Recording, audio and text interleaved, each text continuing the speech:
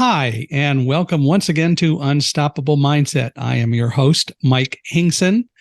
We are recording this in the summer of 2023, and we were just comparing notes. Our guest, Rob Long, is just outside Philadelphia, and one of the folks that he works with, Valerie, is up in Connecticut, where it's over 90 today. And Rob and I probably are around the same temperature. It's about 82 or 83 here. But last week it was over 100. And in fact, for most of July, it was over 100 out here in Victorville. So go figure. But we all cope and we all get along and do what we need to do. So Rob is the executive director of Uplifting Athletes, and he's going to tell us about that as we move forward. Rob, among other things, is a person who has had to deal with a rare disease. And again, I'm going to leave most of that for him to talk about. But he's an inspiration, and I'm really honored to have him on Unstoppable Mindset. He is another one of the folks who got introduced to us by our nonprofit partner manager, Sheldon Lewis, who got interviewed quite a while ago on this podcast. Well, Rob, so welcome to Unstoppable Mindset. We're really glad you're here. Thank you so much for having me, Mike. I'm thrilled and honored to have the opportunity to join. Well, why don't we start kind of where I love to usually start, and that's hearing about the early Rob, growing up and some of that kind of stuff. Sounds good. So probably go back, probably about 15 years ago. I was graduating high school outside Philadelphia, and was fortunate to have received a full scholarship to play football at Syracuse University. I was a punter and a kicker, and was thrilled at the opportunity to play Division I sports, and really just got up on campus, and I fell in love with the university and playing football. I had so much fun, and I met so many great teammates that I still keep in touch with today. As I ventured through my college career, I was fortunate to have a really good career at Syracuse, and was a freshman All-American my first year, and started to really, I think, capture some attention from NFL scouts. And so by the time my senior year was starting, I was a captain my junior year. I was elected a captain by my teammates my senior year as well. And going into my senior year, I pretty much just was focused on punting the football and doing what I needed to do, and I would end up playing in the NFL. And my biggest concern was which of the 32 teams were going to draft me. And went in senior year, and pretty much from the jump, things did not go quite as I had expected. By the time my senior year was wrapping up, I still was having a pretty good year by regular standards on the field, but I knew there was something that was not quite right. And Thanksgiving morning of 2010, I woke up, was extremely sick, and just kept throwing up, and couldn't figure out what was happening, and really just don't know how to describe it other than I couldn't stop vomiting for 2 hours, 2+ hours. Finally had stopped and made it down to the football facility, talked to the doctors, and I said, hey, something's wrong. I don't feel well. And they tried to give me some Pepto-Bismol and pretzel sticks, and I threw those up as well. And so they kind of just didn't know what to do. I kind of hung around the facility, and as time passed, I started to feel a little bit better as the day went on. And pretty much by the end of the day, I kind of was like, all right, I don't know what that was all about. And that was a Thursday. 2 days later, I played my final college game against Boston College at home against Syracuse. And it was during that game where I really started to feel the physical effects of what was happening to me. By the time I was punting, I had no idea when I dropped the ball out of my hand if it was going to hit my foot. And so really started to show on the field that something wasn't going quite right. So went back to the doctor, the team trainers after the game, and they said, we're going to make an appointment with the team doctor. So I met with the team doctor, and he said, we're just going to start to try and, rule some things out. Sent me for an MRI of my brain. And it was December 2nd, 2010. And I remember kind of joking with my mom before going into the MRI, filling out the paperwork. It was my first time ever filling out medical paperwork and all those kind of things. And went in, had the MRI, and about 5 minutes into the MRI of my brain, the radiologist stopped the machine, and she came out, and she was white as a ghost. And she said, "Hey, everything's fine." And she was speaking very fast. She was very pale. And she said, "We just need to run some more tests." And so they ran some more tests, had a longer MRI, gave me contrast dye, all these things that I would later come to find out, things weren't fine. And that's not normal procedure for somebody that, has a normal brain scan. And so I remember walking out of the MRI room, and, she kept talking, telling me stories, trying to comfort me. But at the whole time, I had no idea what was wrong or what was happening. And so she sent me, out and just said, good luck with everything. And I got back to the football facility, and that evening met with the team doctor to have the MRI read, and walked into the training room, and the entire training staff was there. All of the team doctors, a few of my coaches were there. And generally that meant that a player had a season-ending injury. And so I walked in, I made a kind of a joke at the time. I was like, "Oh, this must not be good." And nobody thought that was funny. So kind of realized that I was probably in trouble at that point. And sat down, and the team doctor said, "You have a large growth in your brain, and you need to see a specialist first thing in the morning." And yeah, so I had to I called home. I knew, given my mom's family's history of cancer, I didn't have the heart to tell her. So I called my dad, and he was on his way into his job. He was working second shift at the time. And he said, I told him I had a growth in my brain, and, I got to see a specialist. And he said, I can't believe this. He said, I just left your mom at your aunt's house. Your Aunt Chrissy, my mom's youngest sister, had been diagnosed with breast cancer earlier that day. So in the span of about 8 hours, my mom found out that her youngest sister had breast cancer, and that her only son had a brain tumor. So it was a tough one for us at that time. Needless to say, yeah. So what did they finally diagnose you as having? So after I saw the specialist the next day, I walked in, and on the screen was my MRI, and I had never seen a brain MRI before. And there was a large white mass that took up a quarter of my brain. And the neurologist basically said, "That's not supposed to be there." So they flew me home to Philadelphia. And about 4 days later, I met with a team of surgeons at Thomas Jefferson University Hospital in Philadelphia. I had spent my 22nd birthday getting prepped for brain surgery on December 13th of 2010. The next day I had brain surgery, and then 6 days later I went back to the hospital to get the pathology report. They diagnosed me with a grade 3 anaplastic astrocytoma.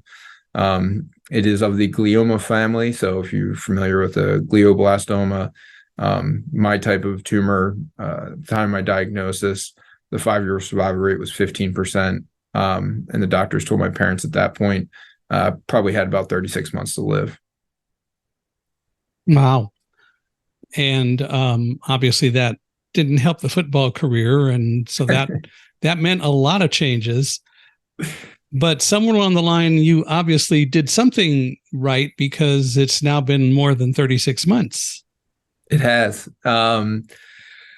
Yeah, it's we're over 12 and a half years now, believe it or not. I've been incredibly lucky. And so after I got my diagnosis, Essentially went back to the doctors, and they gave me my options, and they said, there's a chemotherapy that you can take. It is the first chemotherapy of its kind that has been FDA approved to penetrate the blood-brain barrier. And along with that, I did 36 rounds of whole brain radiation. So they pretty much provided my life limit of radiation in about 6.5 weeks, or about 6 weeks. And I did chemotherapy every single day for 30 days during that, or for 6 weeks during that radiation period. And then took a month off and did another 12 months of chemotherapy, which were 28-day cycles. So the worst part of all of this was really the mental challenge that it presented, especially going through the 12 months of chemotherapy, because it was 28-day cycles. So I would spend 23 days preparing for 5 days of chemotherapy, and then I'd spend the next 3 weeks trying to gain all the weight back that I lost, trying to eat whatever I could to gain weight, knowing that I would lose about 15 pounds going through my week of chemo, and be sick and not be able to eat certain things. And so I think it was the definition of insanity, and doing the same thing and expecting a different results, right? And that was my life for over a year, and it really took a mental and emotional toll over time. Certainly, that makes a lot of sense. I can understand it.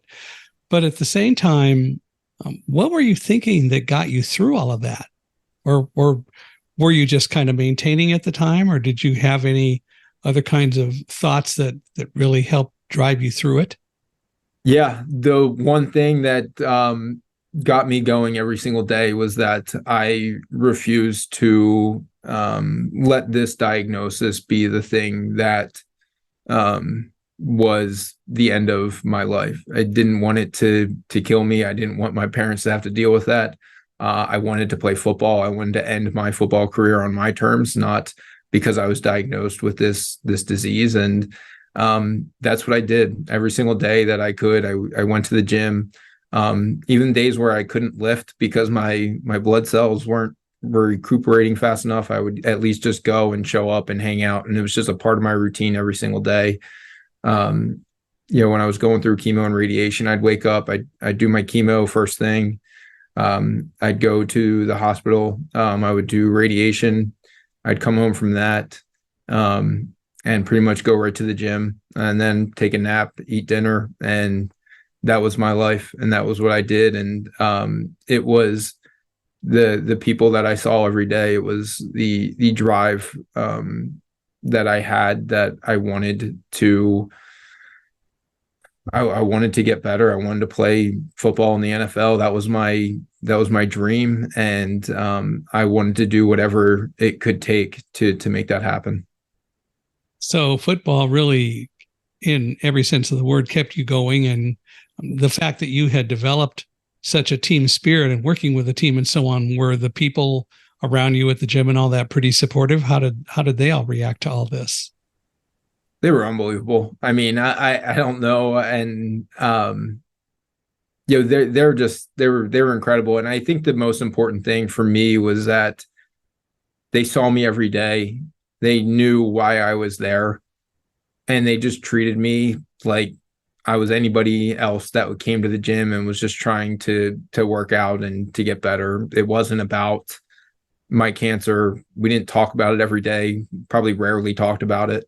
But talked about everything else that was happening in the world. And I think that sense of normalcy was what I was after, because I had no control over anything at that point. And so I was just trying to seek some level of consistency. And that's what I found by working out, by going to the field and punting footballs. It was the one thing that I knew I could put effort in and get reward out of. And, my health was more or less not in my hands, or not as nearly as much in my hands as I would have wished it was. At the same time, though, while you didn't have any real control over a lot of that, as we often talk about here on Unstoppable Mindset, what you did have control over was how you dealt with it. And you clearly did. You developed a mindset and you stuck to it, and you developed an attitude, and you decided that you were going to do everything you could to continue to grow and move forward, which had to be certainly a challenge. And a lot of things happened along the way that could try to topple that, but you did great. Yeah, I don't know, where it all came from. I think there was a lot of discipline and things that were instilled in me playing football at a high level. That there's things that you need to take care of in order to hold up your end of the bargain for your teammates and the people around you. And, when I'm no longer on a team and I'm going through treatment, like, I still am going to do whatever I can to hold up my end of the bargain. And that means, being there for my family and doing the things that I need to do, so that I can be as helpful as I can. And I think, for me, the biggest piece is just knowing, and I've learned this by going through what I've gone through, is that at the end of the day, like, you have to be the one that wants it, and you need to be the one that is going to do it. And there was nobody there to tell me to go punt footballs. There was nobody there to tell me to go to the gym each day. In fact, there was probably a few people telling me not to go to the gym each day, but it was something that it provided me something to do and something to look forward to that was not revolving around my medical diagnosis. Yeah, there are just some things you do have to do for yourself. Nobody can do them for you, which is what you clearly discovered and realized. And so you moved ahead. Were your coaches supportive? You weren't back at Syracuse, needless to say. You were down in Philadelphia. So did you hear from them or your teammates? And even now today, do you still hear from them at all? Yeah, they're unbelievable. And I think it's a huge part of why and I know we haven't talked about it yet, but of why we do the work that we do with Uplifting Athletes. There's an unbelievable power in sports, and there's a camaraderie that is built. There is it's another family. It's a non-blood related family that you develop, and it's an incredible feeling to have the support of so many people. I remember after surgery, after my diagnosis, it was the first time in my football career in 4 years at Syracuse, we had made it to a bowl game. And I think the first time in probably 7 or 8 years that Syracuse had been to a bowl game. And my senior year, we got to a bowl game. And, my senior class had been a big part of why we were in a bowl game that year. And I had surgery 17 days before our bowl game. And my goal was to get to that bowl game regardless of anything else. And it was quite an adventure to get there, but I did get there despite a New York City blizzard trying to prevent that from happening. Got to the bowl game, and I saw my teammates, and to this day, one of the best days of my life. I just saw every single one of them. They gave me a hug. They were joking around with me, messing around with me. And again, it wasn't about me or what I'd been through. It was just about being back with my brothers, with my friends, and coaches and the staff that supported me and continue to this day are a huge reason of why I'm able to be where I am. And I could go back and research, but did Syracuse win? We did. All right, now we're talking. Yep. Who did you play? Kansas State. There you go. Yep. Yeah, played in the old Yankee Stadium, or the new Yankee Stadium. New Yankee Stadium. Game right. In New Yankee Stadium. So, it was an awesome experience. So, do you think you being there helped the team and contributed? I don't know. Maybe. I'll bet it did. It was it was just I think they were all, and understandably so, concerned about me. It all happened very quickly, right? Sure. We played our final game, I think November 28th, and within 5 days I had been told that I had a tumor, and within 3 weeks was told that I had a rare and aggressive form of cancer. So it all went very quickly. So I think for them to see me after hearing all this, because I was away from them, and I think for them to see me even without my hair was still good to know that for them, Yeah. that I was still upright and doing what I love to do. And you inspired. I will bet anything that if you asked them, they would tell you inspired,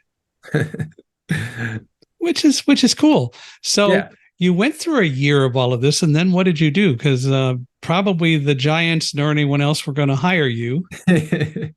So I went through chemo. I actually I worked out on my pro day. I probably shouldn't have, but I did. So I got to work out for a few of the NFL teams there, and over the next couple of years, I actually worked out for a handful of NFL teams. But once I kind of missed the draft, it becomes a very difficult league to break into. There's Yeah. 30 jobs in the world, and every single one of them was filled the year before. So it's not only about being good enough, it's also about the opportunity that is presented. And so after about 2 years of really trying to make it work, I went back to school at Syracuse. I got my master's degree, and so I was trying to just keep things moving forward while still trying to fulfill this dream. And I went to a prospect camp in Arizona, and there was this sense of peace that I had after going to that prospect camp that I had worked for the last 24 months. I'd battled through 12 months of chemotherapy. I'd gone to the gym. I'd worked out. I'd done everything that I could do. And I pretty much went to that prospect camp and I said, I don't really care how this goes. I think I'm done. I think I'm done trying to play football. And Mm. I realized that I had, I was fortunate to be in a place that I didn't feel like I needed football to be successful. I felt like that I could go and do something else and find a way to live my life that helped me be happy. And I didn't need football to do that. And I think that was a big turning point in my life that I just had to walk away from it on my terms. And I was super proud of myself for being able to get to that point. And I think that's something that really allowed me to just close the book on that chapter of my life and be able to focus on the new hand of cards that I have been dealt. What's interesting is that you clearly were very committed to wanting to play football, and it was what was driving you. But you were also able to take that leap and recognize, okay, things have changed. I know a lot of people don't seem to be able to do that when something else comes along. Why do you think that you were able to actually go in a different direction and be comfortable about it because football had been such a part of your life? I think there was a lot that went into it. I went through many mental health kind of struggles throughout the time since my diagnosis. And I think one of those, there was this sense of anger that I had about my situation, that I felt that I kind of had been robbed of my dream. And I don't think I was able to process that in the most healthy of ways. And so I got to a point for a while where I didn't really enjoy football. I wouldn't watch it. I wouldn't, be happy about going to practice. I would still do it, but I wasn't having fun. Like I lost that fun that was kind of what made football so amazing in the first place. And I think being able to kind of take a step back and just say, hey, like you're in a position that most kids dream about. You have the opportunity to play. You've played at Syracuse. You have the opportunity to try out in the NFL. Like, this is awesome. Like, this is, you should be happy for what you've done and where you've gotten to. And I think there's pieces of that where I was like, I want to be able to enjoy, my life and the things that come along with it. Knowing that I have absolutely no idea how much time I have left on this earth. I just kind of felt like I don't need to be seeking some other kind of form of validation of trying to figure out, really where where my self-worth was. And I wanted to be kind of in control of that and to be able to move that forward. And I kind of realized that football was not going to be the path for me to be able to do that. Mm. Well, what was your major when you were going through undergraduate? So my undergrad was marketing and supply chain management, and then my master's was in new media management from the Newhouse School of Communications. So essentially, a management degree from a communications school. So a little different than undergraduate work, but still all about being in the management world. And you obviously made the leap, and you then decided to do it. So how long ago did you get your master's? 2015. So about 8 years, I finished my master's degree. And I got a job. I worked a couple of jobs, and was doing sales at one point, and it just wasn't really feeling incredibly fulfilling. It was work, it was okay, but I still, having left football and kind of that part of my life, it still I didn't quite landed on where I was supposed to be. I had been working with Uplifting Athletes as a kind of in a volunteer capacity. In 2012, my teammates at Syracuse started the Syracuse chapter of Uplifting Athletes in my honor. And it was incredible. They got this thing started at Syracuse that had already existed, but started the Syracuse chapter after my diagnosis. And I remained very involved with that. And it was something that I would talk to the team about, each year, and we would go and fundraise in the community and bring awareness to the rare disease community. And for me, these little opportunities to kind of get a taste of what this organization did, I was so drawn to it. And it's ultimately what led me to reach out to the founder of Uplifting Athletes in 2016. And I said, hey, is there any chance that I could join this organization full time? And he was, very receptive to having me on board. And so the timing worked out as such that, our founder had kind of built this organization for about 7 years, that he had really kind of, built this grassroots movement to align sports with the rare disease community. And I think it was just such a cool concept, and I really loved it. And I had experienced, what benefits had been brought to me, as an athlete. And so I think from that standpoint, it was something that I was like, this is it. Like, this is something that I can do, and I can be incredibly passionate about. So Scott brought me on Uplifting Athletes in 2016, and he had started a for-profit venture just about a year later. And so the timing worked out as such that I got to work at Uplifting Athletes starting in 2016. And then 2 years later, in 2018, was promoted to the executive director role. And that is where it's just been an amazing opportunity for me to take my lived experiences, as an athlete, as someone who was diagnosed with a rare disease, and take this awesome concept of an organization and kind of help build it to what I believe it can become. Well, you clearly found your niche, and you were open to looking, which is really probably at least half the battle anyway. But you did it, and you wanted to find something where you thought you could fit in, and it sounds like you have. But tell us a little bit about what Uplifting Athletes is all about. So, Uplifting Athletes, our mission is to build, or is to harness the power of sport to build a community that invests in the lives of people impacted by rare diseases. So, what does this all mean? Is that we have the ability to take the platform that sports provides, and bring more awareness, attention, and funding to the rare disease community. It's something that has been really incredible to be able to see the evolution of the organization.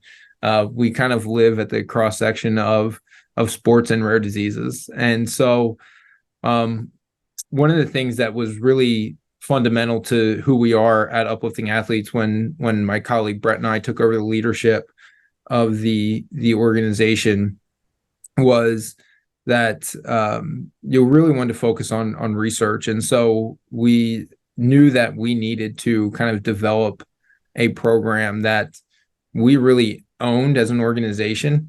We could get some sponsors for, and we could celebrate, the people doing amazing work in our community. And so, in 2018, we launched this kind of crazy program at the time called the Young Investigator Draft. It was modeled after the NFL draft, but instead of drafting the top athletes in the country, we were drafting and funding the top researchers in the rare disease community. So, to deal with definitions, what are we classifying as a rare disease? So a rare disease, there's over 10,000 rare diseases. Rare disease in the United States is a condition that impacts less than 200,000 Americans in a given year. So of the 10,000 rare diseases, 95% of them do not have an FDA-approved treatment. So we have over 30 million people in the United States living with a rare disease. Over 27 million of them go to the doctors and do not have access to an FDA-approved treatment. I realized pretty early on that I was one of the lucky few that had access to an FDA-approved treatment, and that's why I'm sitting here having this conversation with you. And so really what our hope is through the Young Investigator Draft is to invest in, to fund and support the next generation of researchers so that we can start to establish the pipeline of research that is required to bring a therapy to market. And so that's where the Young Investigator Draft was born. We launched the program in 2018, and gotta be honest, I didn't really know what I was doing at the time, but we seem to have figured it out along the way, and we've been able to partner with 33 different patient advocacy organizations in the rare disease space, and to fund 44 researchers and over $820,000 in research grants in the last 4.5 years. So how does sports get involved in all that? So we kind of use the concept, the excitement of sports to build up the draft specifically. So it's held at the Eagles Stadium in Philadelphia. Everybody comes, and it's a draft environment. We have athletes that are making the picks. So we have our college student athletes that we work with from our colleges and chapters across the country. They come and they're part of the event, and they get to call up the researchers who are going to be presented their research grants. And so each researcher gets a jersey with their name on the back, just as if they were an athlete. But importantly, they get a research grant that allows them to move their research forward. What are the sizes of some of the grants? So initially we had our first year, we funded 6 researchers and $10,000 in grants. This past year, we funded 10 researchers and $20,000 grants. So over $200,000 in research grants were issued this year. And we're going to be doing at least that again in 2024. And that'll take us over $1 million in research funded through our first 6 Young Investigator drafts. So we've certainly made some headway, and we're really excited to see the progress that is being made with these research grants that we've been able to fund. Have you been able to reach out to people like any of the owners of sports teams, since there's usually some money there, and talk with them about helping to fund some of the stuff? Yeah, so it's part of kind of where we're at as an organization, is trying to get more partners and supporters on board. We have a lot of the teams in the NFL specifically that we work with. We have a handful of Major League Baseball teams that we work with, and it's kind of one of the ways that we've been able to kind of take the next step as an organization. So we've talked about, the research grant program, and we had kind of had the ability to reflect last year on, we've built kind of the first step in what we want to do as an organization and invest in the next generation of research.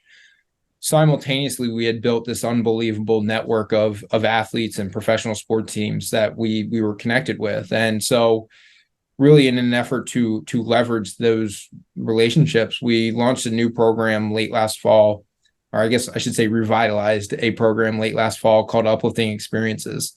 And really what this does is provides people impacted by a rare diagnosis the opportunity to connect with an athlete or a team, kind of similar to, a Make-A-Wish type of situation, but being able to bring the entire family, the care partners, parents, siblings.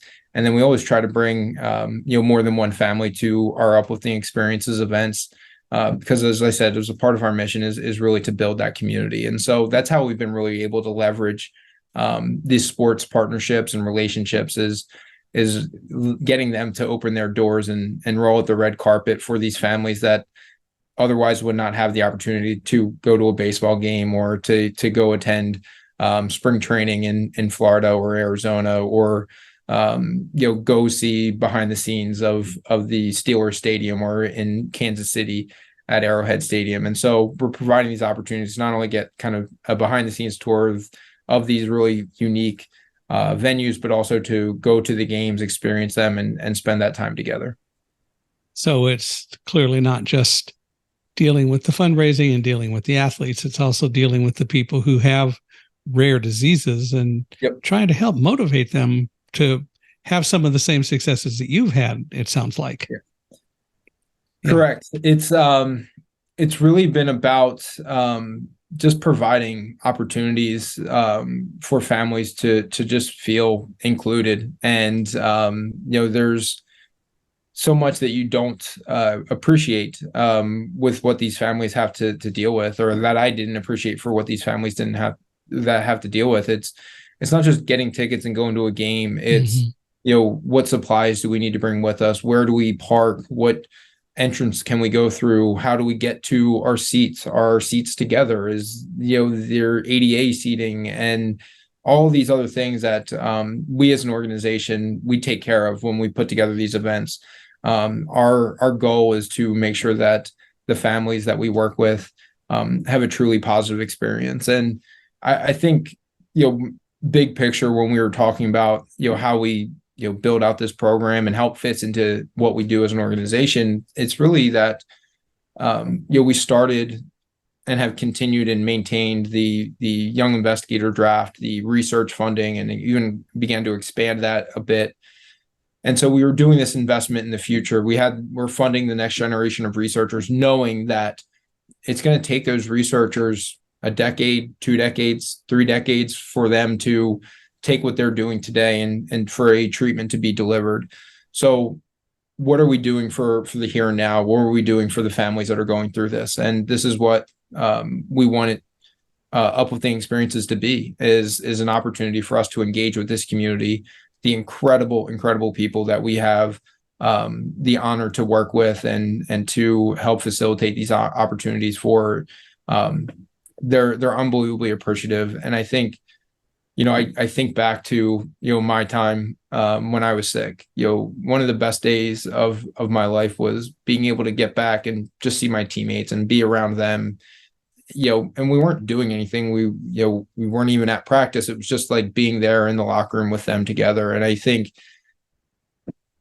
allowing these families the opportunity to go and do something that is so engaging and so fulfilling, I think it really kind of fills them up. It provides them that hope, and shows them that there's people out there that are working to make their lives better. And I really believe that that's what the athletes that we work with are doing, the researchers that we work with are doing. And I know the staff that we have here at Uplifting Athletes is incredibly dedicated, and they're just driven by the mission that we have as an organization.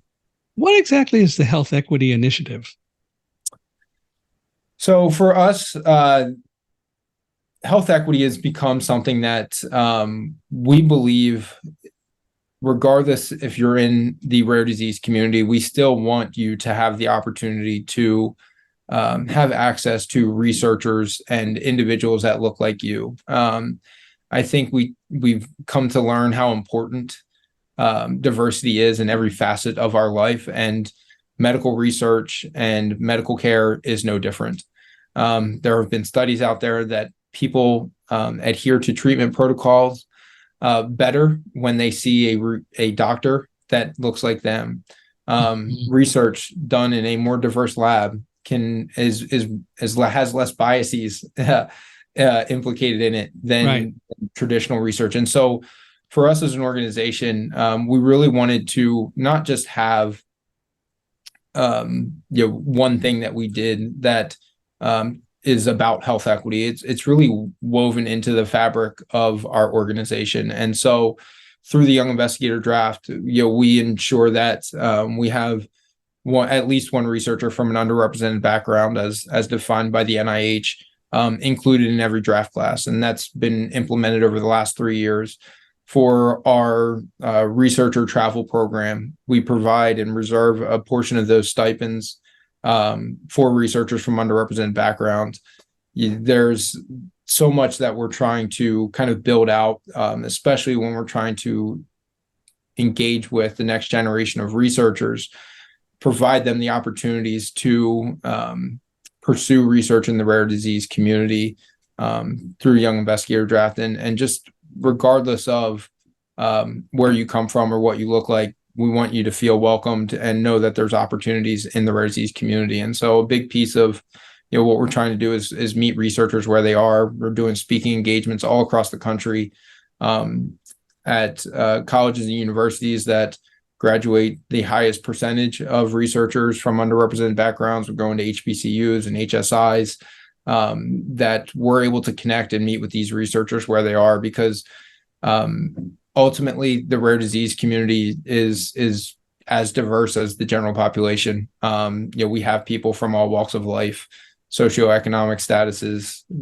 races, genders, and I think the community around them should reflect that. And I think that's just something about who we want to be, and I believe in leading by example. And so we try to put these policies in place and follow them and know that over time, the good will come out of it. Thought that I have, and a question that comes up in my brain is, clearly you are an advocate, and clearly Uplifting Athletes is advocating in a lot of different ways. Have you tried to do anything in the world of Washington to advocate and deal with legislation for more funding, or just for creating more awareness for rare diseases and so on? Yeah, so there's some great organizations that currently exist in the rare disease space that do a lot of policy work in Washington.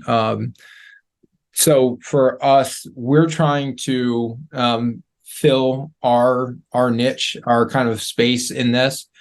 I believe, and part of my bigger vision for the organization of Uplifting Athletes is to get to a point where we can play a role both in policy at the state and national level. And so I kind of view what we're doing as an organization as kind of baby steps, kind of one step at a time, and building that solid foundation. It first started with kind of getting our own house in order, our infrastructure in order, and then establishing the draft. And then once we've established the draft, we've built some relationships. Now we can establish and build out uplifting experiences. And once that's been established, what is next? What's the next opportunity for us? And I believe that as we grow, we have a growing number of colleges and universities that we work with. We have a growing number of professional sports teams that we work with. We're starting to have this reach that touches most of the continental United States. And I think that's a powerful mechanism by which we can leverage the relationships and the education that we've been able to provide to then take that next step into state and federal level advocacy. And I think, there's, like I said, there's so many great organizations like the Every Life Foundation and the National Organization for Rare Disorders that do a lot currently on policy. And I think it's being able to amplify what is already being done, what is already being said, opportunities to advocate for things like more funding for the NIH, newborn screening and access to genetic testing. These are the things that really help us understand and inform our decisions as we move forward as a community. And so those are the things that we really want to get to. But I kind of have these two things that I believe have guided us to this point. And I always ask myself these two questions before we really do anything, whether it's a new initiative or whatever, a program. The first is, can we put everybody in a position to be successful? It is incredibly important to me that regardless of who you are, whether you're an employee, whether you're a family part of our program, whether you're an athlete, whether you're a donor, can we fulfill our end of what we're asking? And if we can do that, good. And then the second piece is everybody having, and are we putting people in a position to have a quality experience with our organization? And as the leader of this organization, I believe it is my responsibility to ensure that that is true for employees, it's true for the athletes, it's true for the families, and it's true for the donors and sponsors that support us. And those two questions are the things that can sometimes lead us to be more measured and methodical in what we do. And there's a lot of potential for what we can do as an organization. But at every step along the way, I want to ensure that people are having a quality experience and that we're doing all that we can to hold up our end and ensure that we're putting people in a position to be successful. And that sometimes means that we have to sit on an idea or a plan until we're ready and able to execute it. And I think that's where our growth has been a little bit measured and methodical, but really about focusing on quality and knowing that the community that we serve often they have challenges when they go to the store, they have challenges when they go to school, they have challenges when they go to work.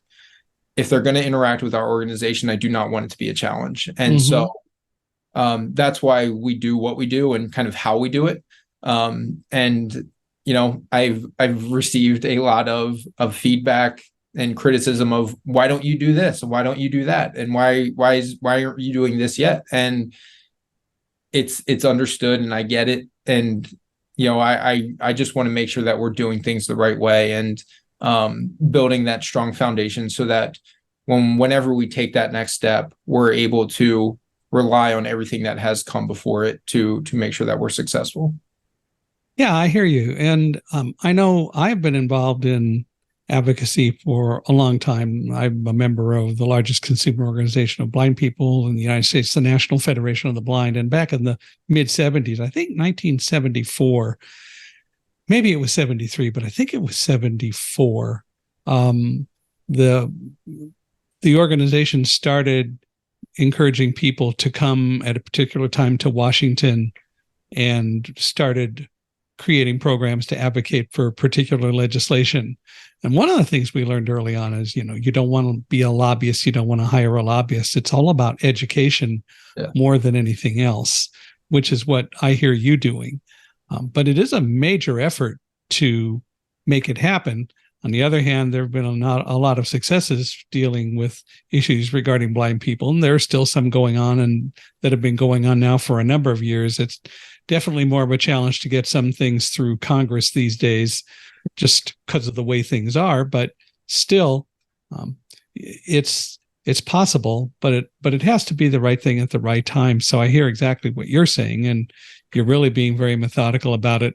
Maybe starting at the state level would be easier, because then you don't have to have such a huge process and undertaking to get something done. But those, again, are things that you clearly, I think, in listening to you, study very well and decide what to do at what time to make it the most effective thing it can be, which is really good. Thank you.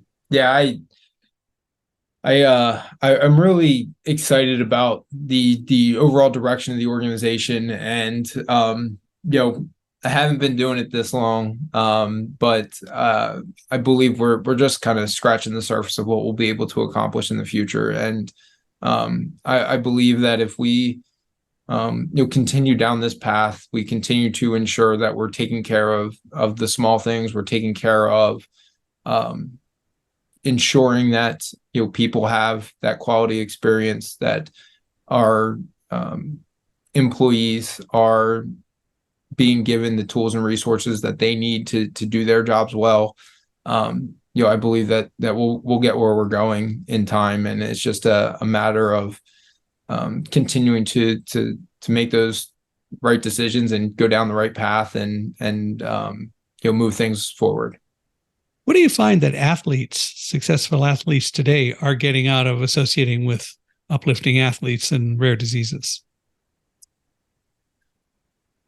We have the absolute privilege of working with some of the best people on this earth, who also happen to be incredible athletes. I think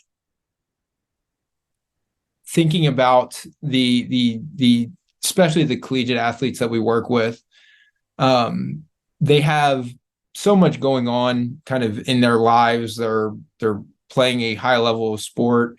They're at a high level academic institution. There's the social life that happens at college, and yet we have these student athletes, and that that go on to sometimes be professional athletes, that have the wherewithal at that age to say, how can I use the platform and the presence and the audience that I have and make this world better? And for me, all that we're trying to do is give them the tools that they need, understanding their limitations, their time limitations, their financial limitations. What is it that you need from us in order to kind of help make this cause something that you're going to advocate for? And we have an awesome team here at Uplifting Athletes that does a great job with that. And I think from the athletes, I think a lot of them, most of them, do this out of the kindness of their heart. They want to give back. They see that they can make the world a better place. But at the end of the day, I think what they get out of it is tremendous, because they might be somebody who doesn't get to play in the NFL or doesn't get to play professional soccer or whatever the sport is that we're working with. And what they can do is sit down in a job interview and say, hey, I played football at Penn State. I graduated with a 3.6 GPA, and I raised $50,000 for the rare disease community while I was in college. And that person is somebody that I want to hire. It's that a lot of companies want to hire.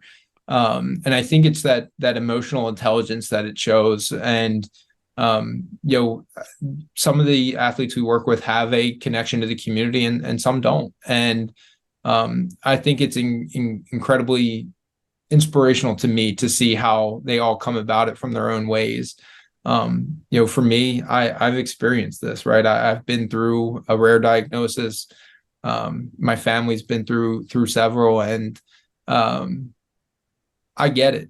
And we have so many student athletes that we work with that they just want to help. They want to find a way to give back. And I think that's just shows me there's a lot of good people in this world, and the humanity and the humility that they have is exceptional.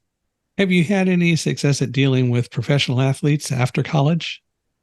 We have. We've had a few that we've worked with that have been absolutely incredible. Two that I'll share with you is one is somebody who has literally came through our program. He was a leader of our Illinois chapter of Uplifting Athletes, and played on the offensive line at the University of Illinois, had a great career there, ended up being drafted by the Kansas City Chiefs, and won a Super Bowl his first year. His name's Nick Allegretti. And Nicky has been somebody that has just been incredibly loyal to us as an organization, he has done tremendous amounts in the Kansas City community for the families there that have been impacted by a rare diagnosis. He's hosted families at private tours of Arrowhead Stadium. He's come to Kansas City Royals games with us where we've been hosting families and doing meet and greets. He's holds camps at his high school that benefit uplifting athletes. And for him to kind of come through this program as a young college student, raise money at the college level, then use his platform as an NFL player to welcome in the rare disease community has been fantastic. And then probably about 3 years ago, we were connected with a Major League Baseball player named Michael A. Taylor. Michael, at the time when we connected with him, was a center fielder for the Kansas City Royals. And we didn't know Michael's kind of whole story, but Michael is the sibling of somebody who lost their life to a rare diagnosis. Michael's sister died at the age of 21 from a very rare disease. And, he came across our organization and just kind of loved the ease by which he could find a way to support in doing what he was already doing. And so Michael launched a hits campaign and raised money for every hit that he had during the MLB season. And this year he's doing a home runs for rare diseases campaign and raising and donated himself $75,000 and getting the community to raise money for every home run that he hits this season. And so Michael's been a center fielder now with the Minnesota Twins. This is his second year with them, and it's been, or I guess his first year with them. He was traded last year from Kansas City, but he's been a fantastic ambassador and advocate, and just being able to use his platform. Every time he hits a home run, the Twins talk about it. They do an in-stadium announcement. They do posts on social media, and I think it's that platform of sports where we're able to reach people that aren't in the rare disease community and be able to educate them and make them aware about the things that are happening, which is really special. Yeah, no doubt about that. What kind of results can you point to that Uplifting Athletes has really brought through the years? So I think for us,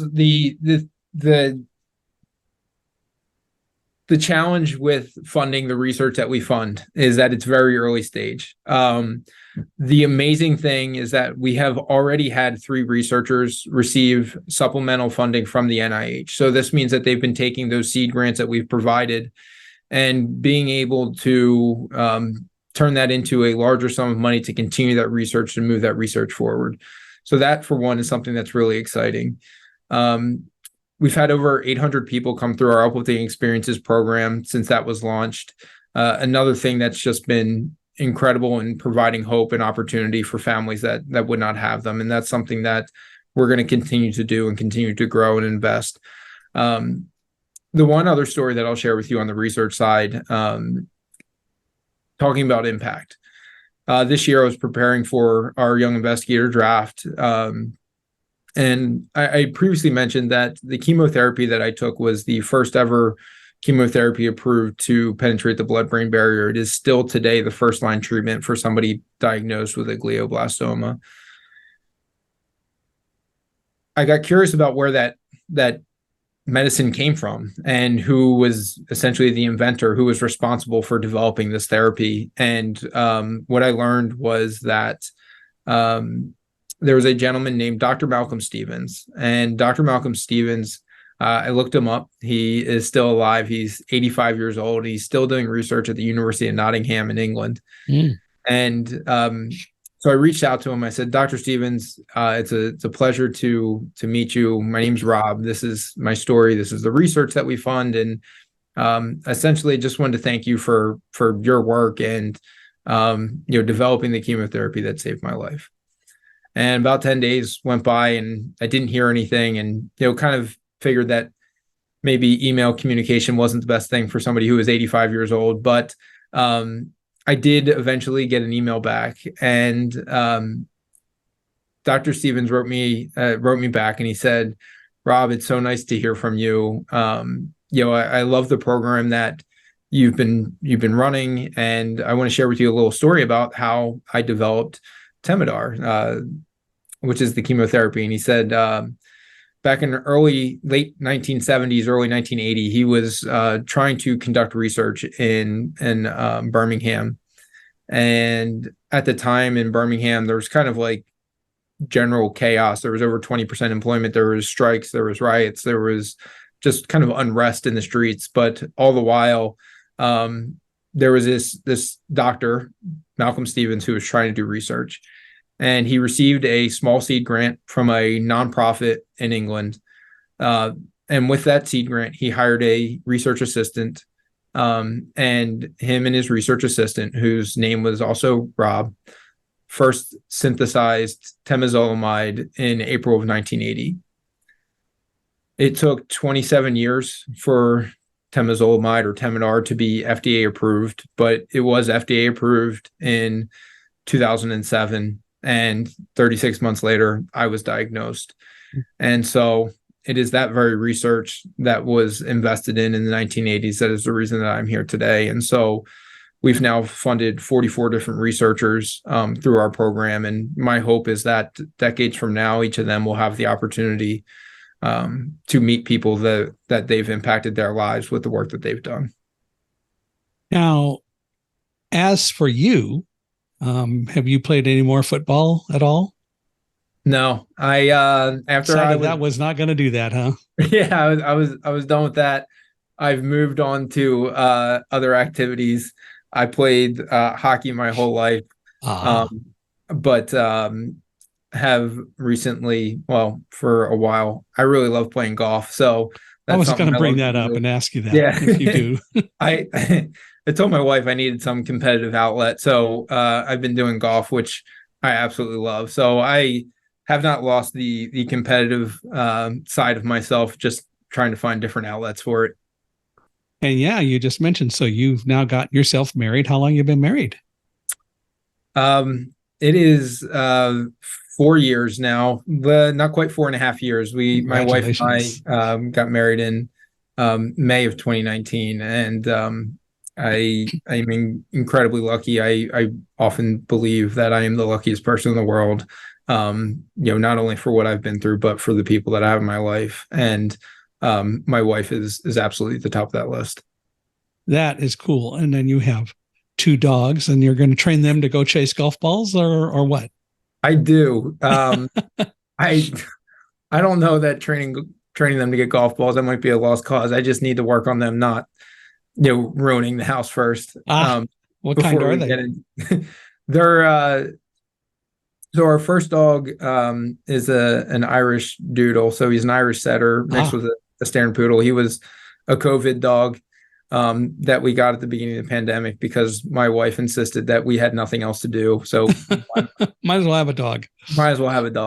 And then a little over a year ago, my wife was scouring the SPCA website and came across a rescue dog that was also an Irish Doodle. And so we got our second dog. His name's Rocket, and he's about half the size of Winston, but has firmly cemented himself as the alpha dog in the family.